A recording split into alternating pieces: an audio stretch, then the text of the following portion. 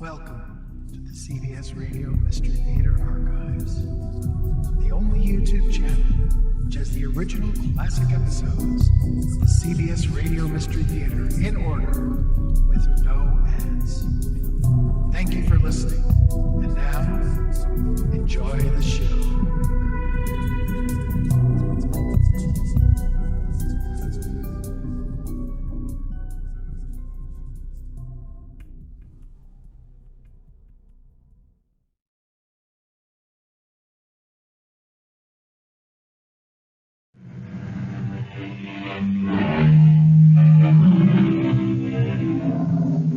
Come in.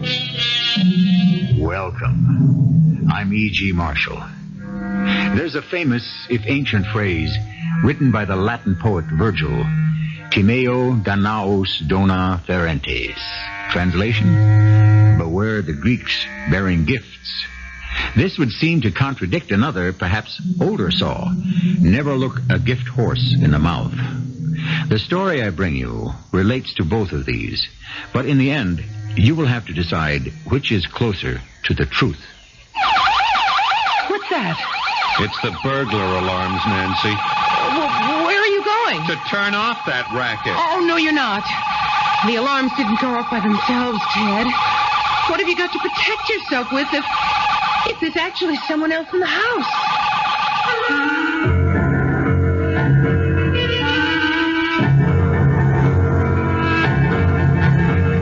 Our mystery drama, The Gift House, was written especially for the Mystery Theater by Ian Martin and stars Joyce Gordon and Paul Hecht. I'll be back shortly with Act One.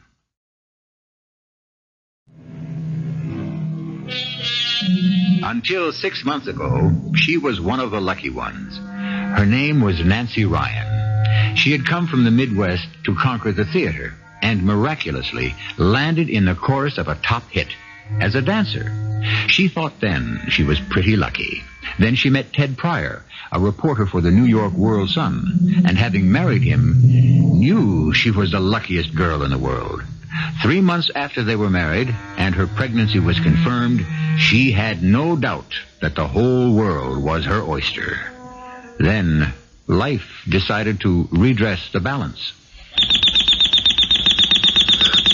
Where are we? Oh, turn it off, Ted. Huh? The alarm, honey. Oh, yeah, sure. Oh, I'm sorry about that. I love you. Good morning. I love you, too, but... Oh, dear. What is it? Oh, same old morning problem. Comes with being pregnant. I'll see you later. Oh, Nancy, what have I done to you? And what are you going to do when you hear the bad news?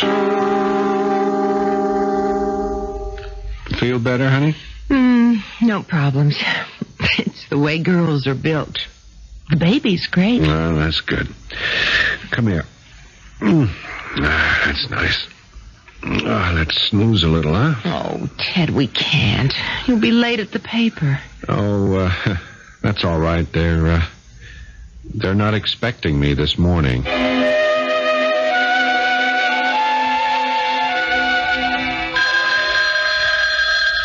What? Where is it? It's not the alarm this time, darling. It's the phone, dummy. Here, I'll get it. No, it's okay. It's okay, I have it. Hello? Good morning. I trust I didn't disturb you. No, that's all right. Who is this? My name is G. Wellington Montgomery. I am a solicitor. Would I be talking to Mr. Edward Pryor? Yeah, this is Ted Pryor. Well, happy to make your acquaintance. But actually, I think it's your wife I wish to speak with. Was she the former Nancy Ryan? Yeah, I guess so. From Ponca City, Oklahoma? That's right, yeah. Nancy Evans Ryan? No, wait a minute. Mr. Montgomery, what is all this about? Well, I think perhaps it would be better if I talked to your wife directly. I may have some information for her that would be greatly to her benefit. Yes, Mr. Montgomery, I understand. Oh, I certainly will. Just let me talk it over with my husband. Oh, of course. I'll get back to you as soon as I can and let you know our plans. Thank you. Well, can I know just what this is all about? Well, didn't you hear? Well, yes, some uncle of yours or relative or whatever he was died and left you something? That's right. Oh, I forgot he was even around. He was a cousin or something of my mother's. I never even met him. But, honey, he's left me everything as his sole heir. What's everything? Well, just an old house, I guess. Mr. Montgomery said there was only a couple of $100 in cash. Well, where is the house? Quaguntuck. How's that again? Quaguntuck. It's an Indian name. Oh. It's not that far away. It's right out on Long Island near Montauk. Is that where this Montgomery lawyer is at? Yes. I mean, he lives in Montauk. Oh. So, what happens now? Well, there are papers to sign giving us title to the house and all that. And once that's all cleared away, it's ours to do whatever we want with. Yeah, yours. Well, what do you mean mine? Everything we have, we share. Yeah, well, that's the trouble. What do you mean, Ted? I haven't anything to share as of now. Honey, I still don't understand. No, of course you don't. You see, darling, I don't have a job. I mean, I haven't had one for almost 2 weeks. The paper fired you? Well, it's just that circulation's fallen off. Last in, first out. That was me. I mean, how do we swing this apartment with no one working, afford a baby, and come up roses? I think we better do what the lawyer suggested. Like what? Like, rather than try to do all this by mail, we drive out to Quaguntuck and take a look at the house I inherited. Sure. Great. What are we driving? Well, a rental car. Okay, honey. Pack your fancy duds. We're on our way. Hey, this is the life, eh? Oh, Ted, it's beautiful. Too bad it isn't real summer. Well, it's Indian summer. That's even better. Just look at all the trees. They're a riot of color. Uh-oh. What is it? Looks like your color is going to be blotted out. Patches of fog ahead. Oh, dear. I hope it doesn't get any thicker. Where are we now? Well, we just went through Amagansett. We should be there in half an hour. Oh. What's wrong, honey?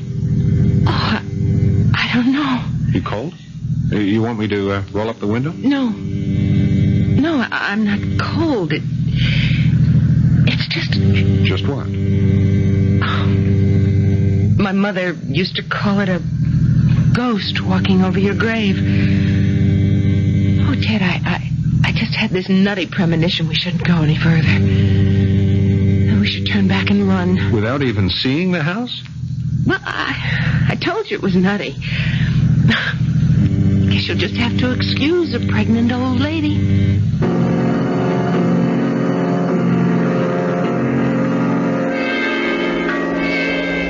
Well, I certainly am grateful the fog lifted. Now you can see the house Chris left you. Oh, well, I'm grateful too, Mr. Montgomery. What do you think, Ted? Well, it's bigger than I thought. Sure is a screwball joint, though. Oh, but, honey, it has a quaint and, I don't know, individual charm.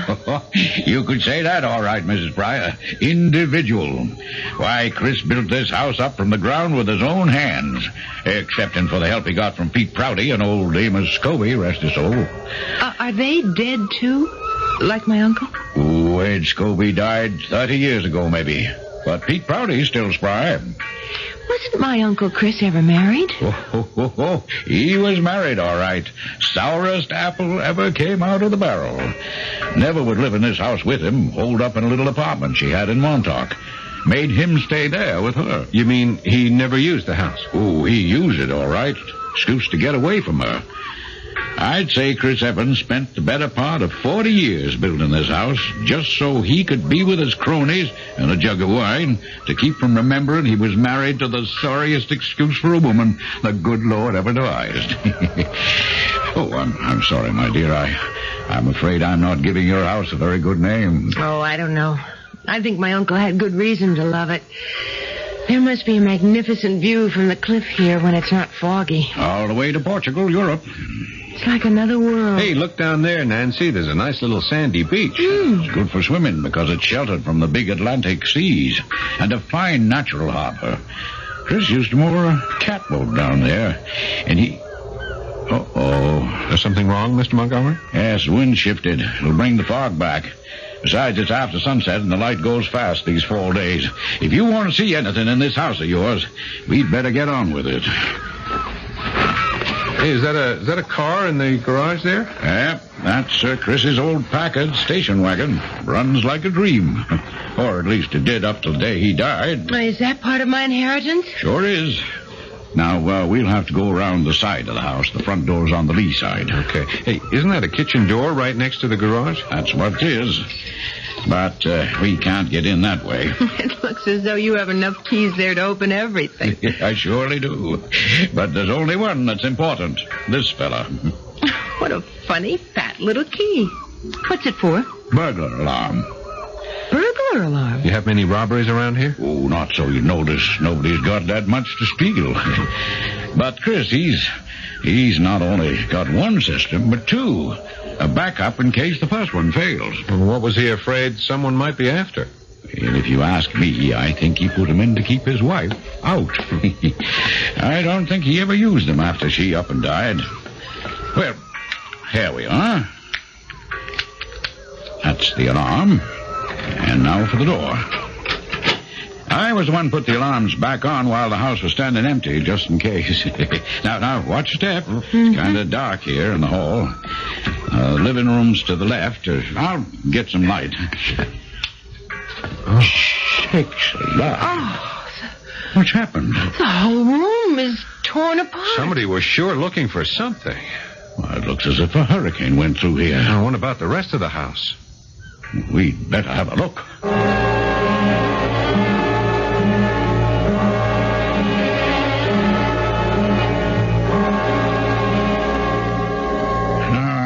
I am mortified at all the damage. Fortunately, there is some insurance. I'll get busy on that first thing in the morning. Yeah, what I'd like to know is that what whoever it was looking for must have been something pretty valuable. Oh, couldn't have been anything like that. I've handled Chris Evans' affairs all my life. And I tell you, he was a man who lived up to every penny he made. And at that, he never made much more than pennies. Well, then why would anyone have done all this damage? That's what I said from the first. I don't know what young people are coming to these days. Vandalism. Sheer vandalism. But that's beside the point for the moment. First things first. Now, obviously, you can't stay here tonight as you planned. Of course we can stay here. The place is a shambles, Nan. Well, darling, the big bedroom with the foam mattress, that's not damaged too badly. And there are plenty of sheets. I saw them.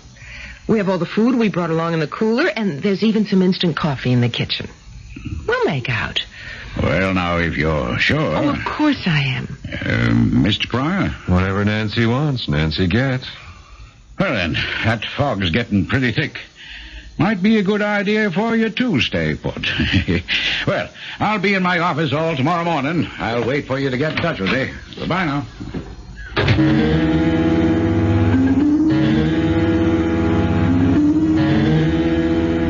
Nancy, are you awake? Shh. What is it? I thought I heard something.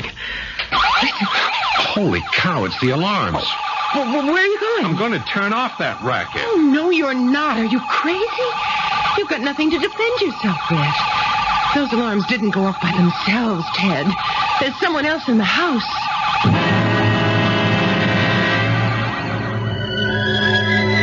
Which one of us has not wakened at some time in the middle of the night to that gagging feeling of the heart in the throat and the spine-chilling belief that an intruder was violating the privacy of our home? It never turns out to be true, of course, or seldom, but just suppose one time it did. I shall return shortly with Act 2.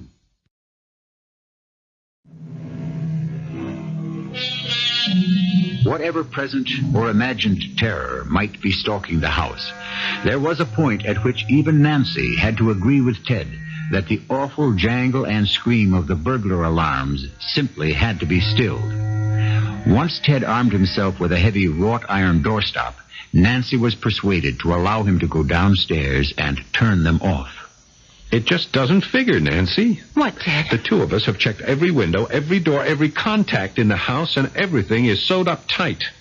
What could have set off the alarm? Well, couldn't it have, short-circuited? Well, possibly. Except after I turned it off, I flicked it back on, and it was operating fine. Well, what does that mean? I don't know, maybe a speck of dust, a leak, a bird flew against a window too hard. I don't know.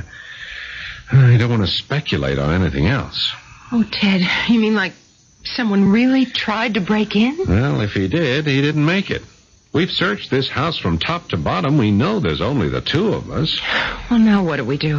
We have no phone to call for help, but we do have a nice stout bolt on the inside of our bedroom door. And let's go crawl back into bed. Lock the door, pull the covers over our head, and cross our fingers we can get what's left of a good night's sleep.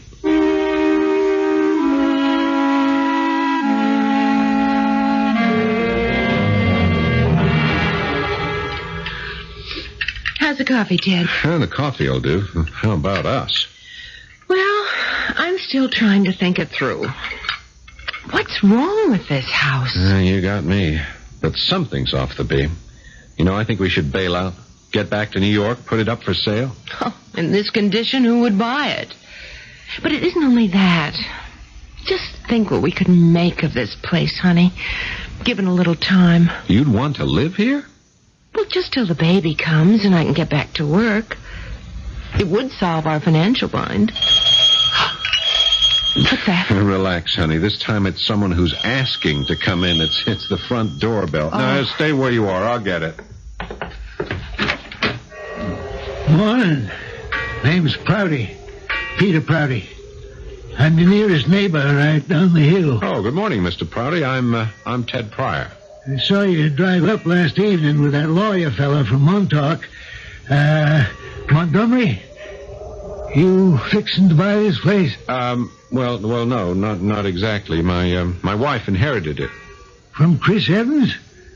Yeah, I didn't know he had any relatives. You knew Mr. Evans? All my life. Me and him is just like that. So, no wonder the place was not for sale. You thinking of selling? Well, I don't know. We just got here. I got some worried last night when I heard the alarms go off. I got my shotgun, came up the hill, but then the noise stopped. I thought I'd just check you out this morning. All right? Oh, sure. I don't know what happened to the alarm system. Maybe some animal set it off. It was kind of weird. A lot of weird things been happening up here since Chris passed on. I don't understand. Well, anyway, would you care to come in and meet my wife? Perhaps join us in a cup of coffee? There are some questions you might be able to answer for us.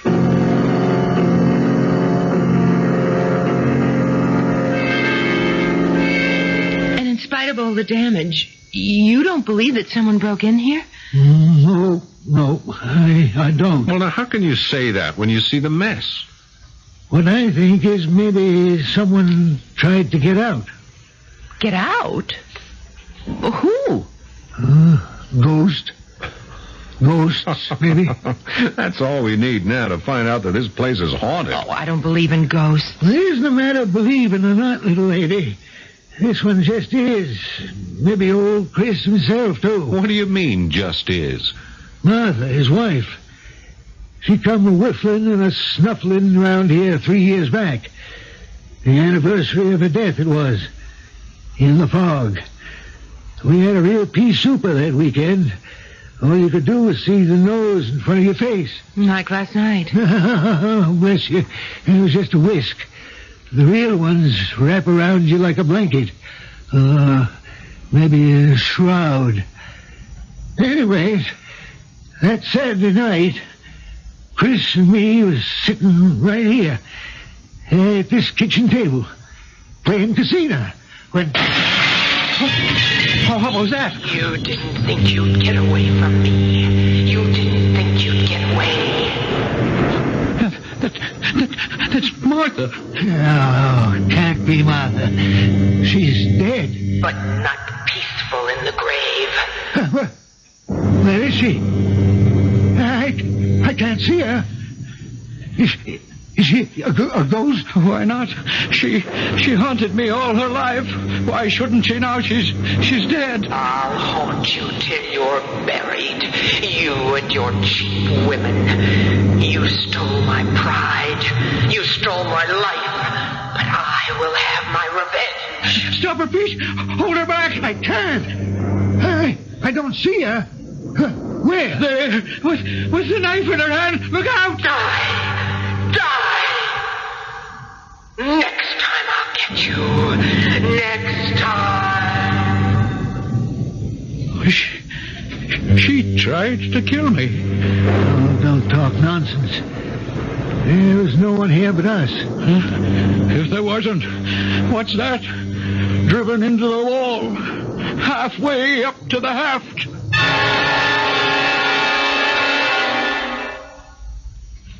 It was the big kitchen knife from Martha's old apartment in Montauk, still vibrating from the force that drove it deep into the paneling. But you didn't actually see this ghost. No, not that time. But other times I saw her, floating in the mist, her hair hanging down her back. And nights when the fog would blow in, I'd hear her voice on the wind and see the lights dimly flashing from room to room, till Chris would come up pelting down the hill to my place to hide. He put in the alarms to try to shut her out, but it didn't do any good. How did Mrs. Evans die? In her bed. Of what? Heart congestion, they called it. She was all alone. Yeah. Where was Uncle Chris? Lucky thing for him, the fog was so heavy that night, he stayed over with me. Else he might have been accused of helping her along. Although no one would have blamed him if he had. But he was with you all that night. That's what I told the police. And Chris, my uncle, how did he die? He cut his throat. Oh, I had it cut for him.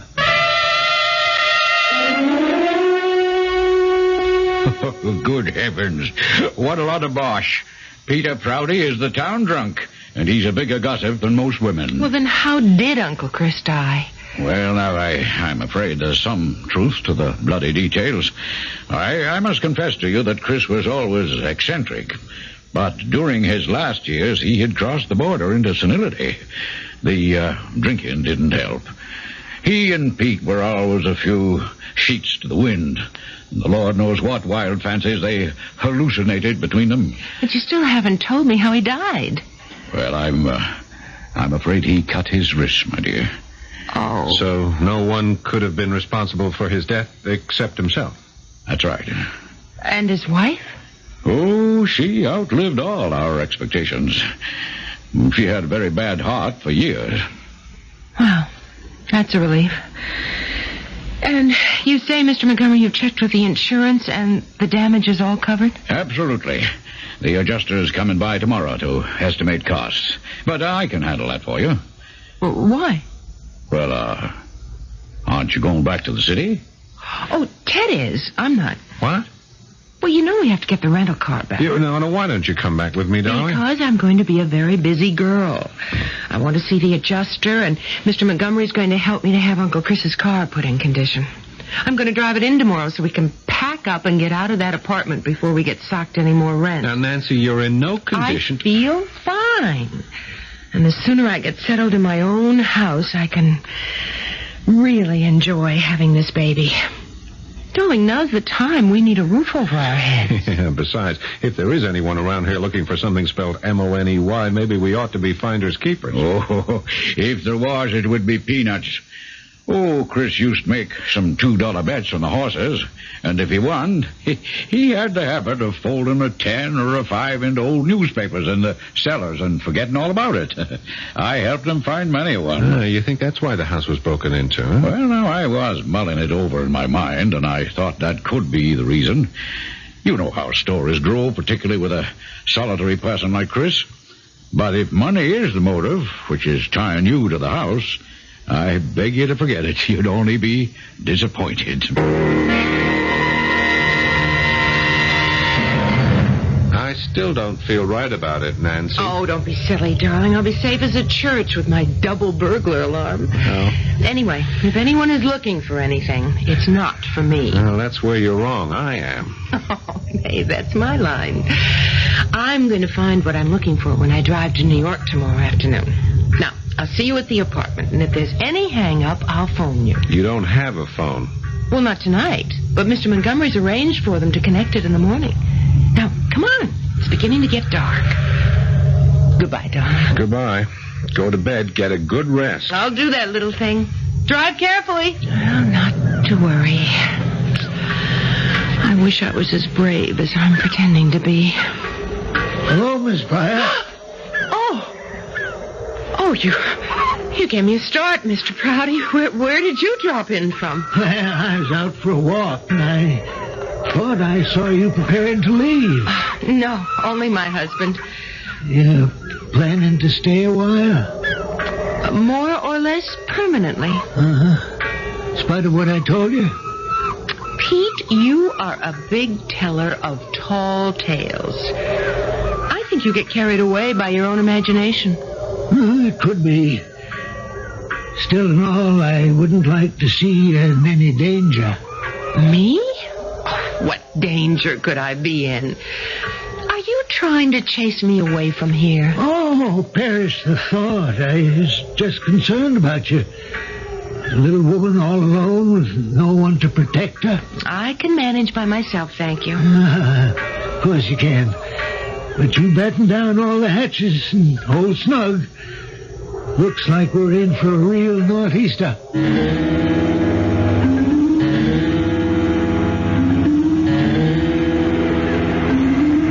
listen to that wind. You can't steal my birthright. What? Don't let her take it from you. I left it to you. Run, Miss Pryor. Run. She has the knife again. Downstairs. Don't get trapped in the bedroom. Turn it off. Turn it off. I've got to turn off the alarm. Oh, why did I stay here? Too late. Stay where you are. Martha! What are you doing with that knife? I said that none of you Jezebels would have him. Not my Chris. I'll kill you. No, please, don't! I'll kill.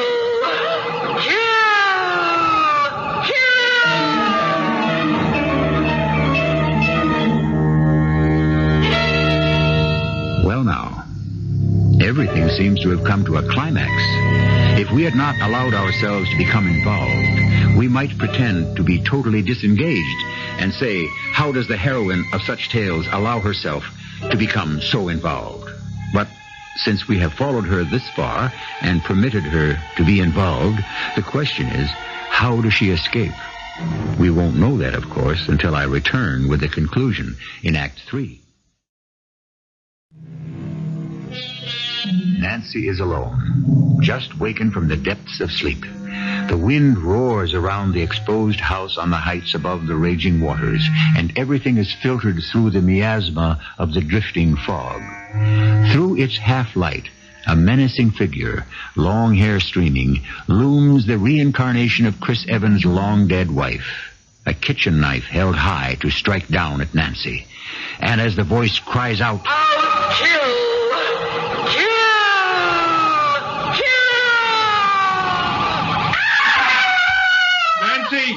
Nancy, where are you? Here by the kitchen. Oh, Ted. Well, I was just coming in and I heard you. What happened? I don't know. I don't know. Martha, all those people. Darling, it's all right. It's all right. There's nobody here but us. It must have been a nightmare. Are you okay for a minute? Where are you going? I'm just going to turn off the alarms. It's all right. I'm right here. Okay. All right, there we are. Now, let's go into the kitchen and sit down a minute, all right? Oh, Ted. What are you doing back here? Well, I drove as far as I could, man, but the fog was impossible. I decided I'd better feel my way back here. But what's been happening? Oh, everything was all right when I went to bed. But that little screwball Pete Prouty came by just after you left, and he went on and on about ghosts and blood, and...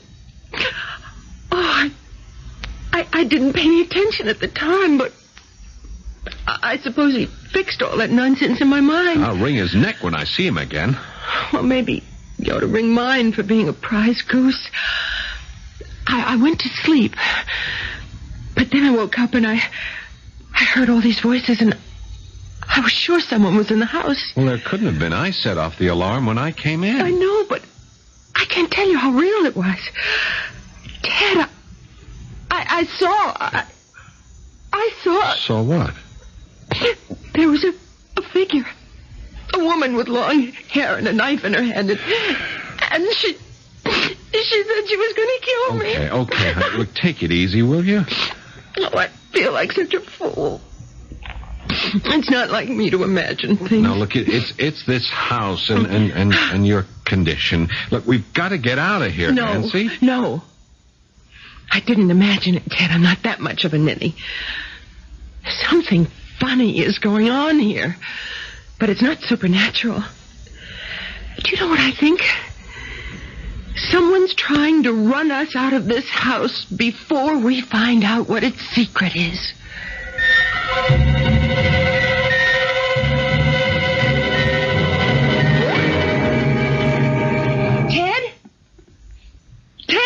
I'm downstairs, darling. I didn't know you were up. Oh, what are you doing? Well, I woke up this morning. I couldn't get back to sleep. I didn't want to wake you, so I thought I'd sort of scout around. Well, scout around for what? What I finally found. What? Come on, let me show you a couple of things. All right. For openers, let's take a look at this on the hall linoleum. What's a footprint? Yep, somebody's shoe. But see all those squiggly marks inside the outline? Oh, neither of us have anything like that. All right, go to the head of the class. That's the kind of print a Storm or a Wellington boot might make. Now look at this. Mm-hmm. Now, nothing shows up on the rug, but right here, beside this back hall closet, there's a heel mark with the same pattern. Someone was hiding in the closet. No, because there was no dampness or trace of mud on the rug.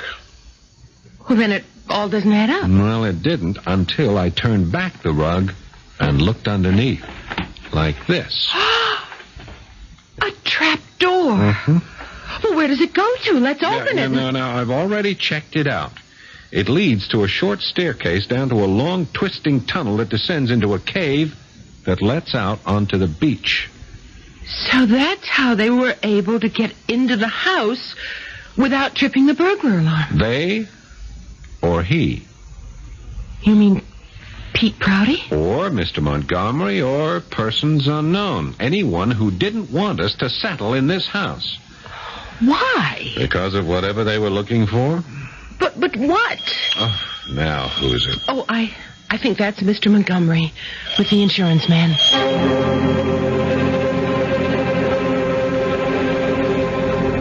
Well, now, I feel the insurance company offered a very fair settlement. As your lawyer, I'd advise you to agree to it. Well, we think it was fair, Mr. Montgomery. And I think the house can be put back together very nicely with the money they'll pay. Well, certainly in shape to sell, which, if you'll forgive me, is what I urge you to do. Mr. Montgomery, I'm going to be very frank with you. There's something in this house someone wants. I hope you're not suggesting it could be me. Oh, I give you my word, I had no idea there was any other access to this house than through the keys that were left in Chris Evans' effects. And I can't imagine what he could have had that was of any value beyond the house itself. Even knowing about the secret passage? Now, what was it for? Oh, my guess is it was built in the 30s when everyone was doing a little mild rum running during Prohibition. But I don't imagine there was a fortune in that. And then you don't think Uncle Chris could have amassed any money? My dear, I knew Chris Evans as well as my own brother. And I assure you, there's no way he could have amassed any secret amounts of money. Unless he'd won the Irish sweepstake. And you can't exactly keep that a secret.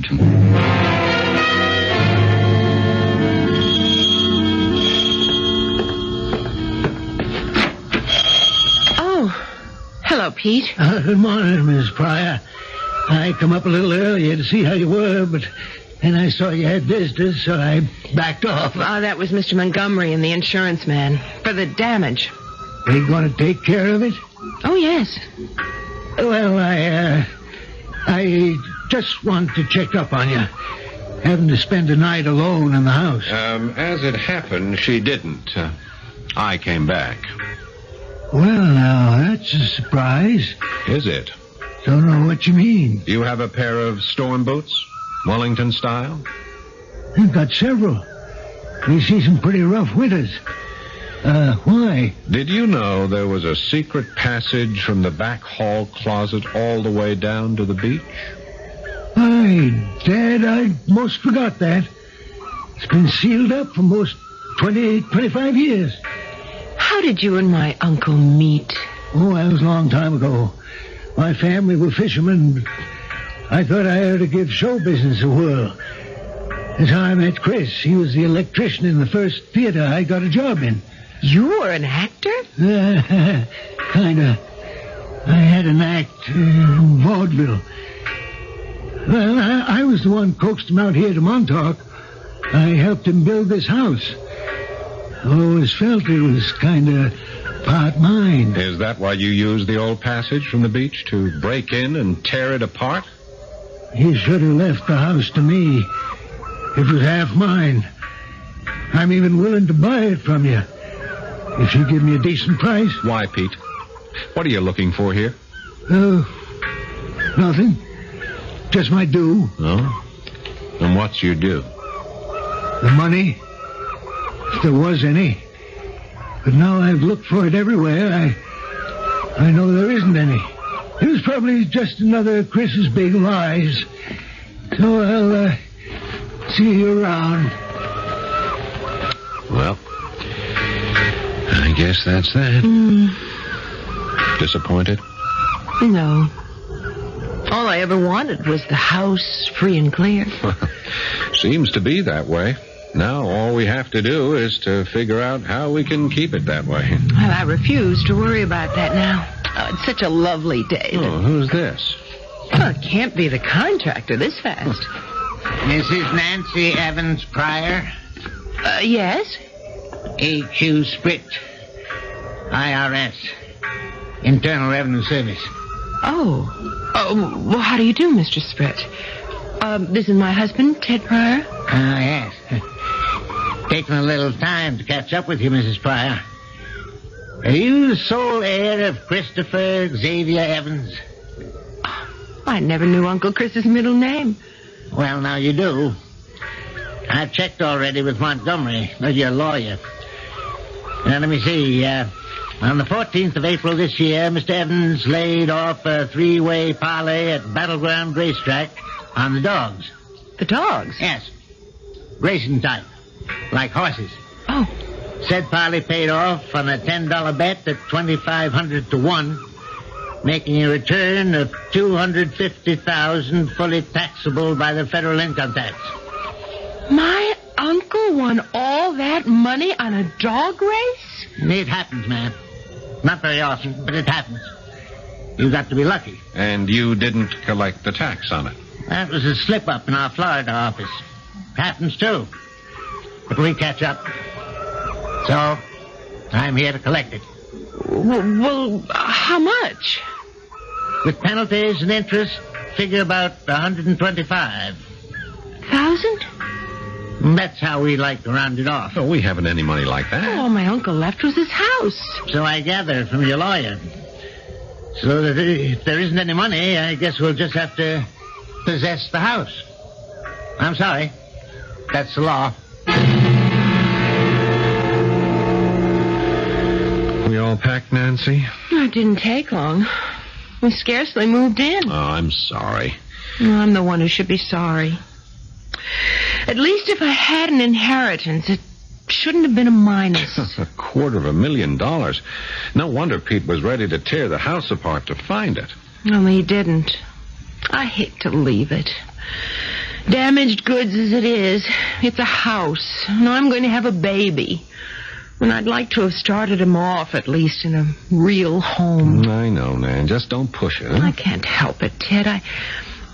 I know. Somehow I just know Uncle Chris wanted someone to be happy here. Only something went wrong. What are you talking about? Well, his will was made long before he took his life. That was an impulse. I think he would have wanted us to know what he did with the money, but he just forgot at the last moment. Yeah, if he hadn't already spent it. You know what I feel terrible about? No, what? That I couldn't just have put things in shape while I was here. Well, that's the little homemaker in you. At least taken down these sleazy, dirt-stiff old drapes and washed them. Gosh, they feel as if they'd been starched. They're so starched. What is it? Ted. Yeah? Get me a kitchen knife, quick. Okay, what for? Mr. Montgomery said that Uncle Chris had a habit of stashing away his racing winnings between newspaper pages.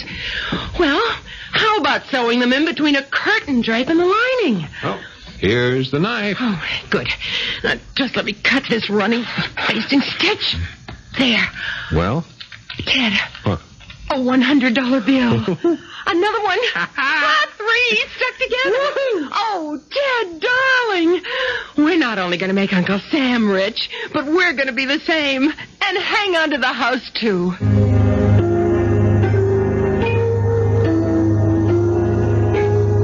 So, at the end of this tale, we can return happily to the positive proverb, never look a gift horse in the mouth. For a while, it seemed as if Nancy Pryor had stumbled into misfortune, but instead, she came out with the luck of the Irish. I'll return shortly. A year brings many changes. Peter Prouty died, unlamented, of acute alcoholism. Christopher Evans has a namesake in a fine baby boy born to Nancy and Ted. Ted has a job with the county newspaper, and the family has settled down to enjoy the local society, into whose circle they have been welcomed after being sponsored by Mr. Montgomery. Nancy Pryor would be the last person to subscribe to Virgil's warning, beware the Greeks bearing gifts.